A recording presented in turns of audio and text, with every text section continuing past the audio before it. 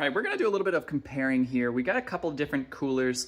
This is the one that I ended up landing on and keeping, but we'll talk about sort of some of the differences, what I liked about some of the others versus why I ended up with this. Okay, so all these coolers, they're all 5 gallons. Okay, it's pretty basic. Now, a couple things that I felt like set the Igloo one apart, all right?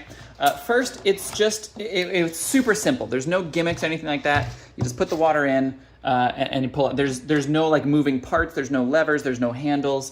The spigot is really, really simple. Some of the spigots had sort of like a turning mechanism, and so my kids would turn it and then leave it on and we'd get a bunch of spilled water, spilled Gatorade, whatever. This, you have to push it, which is actually good because my 3-year-old can't do this. So my 3-year-old can't go around wasting a bunch of juice, all right? The handles on this are on the actual body. That was also something that I didn't like about some of the other competitor 5-gallon ones was their handles were actually at the top. Now, I did like the shape of the other ones.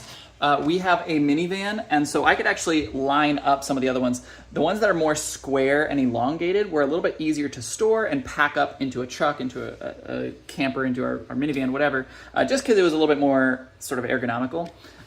So this is circular, so I'm not gonna say it's hard to store. It's just not as convenient as the square shape.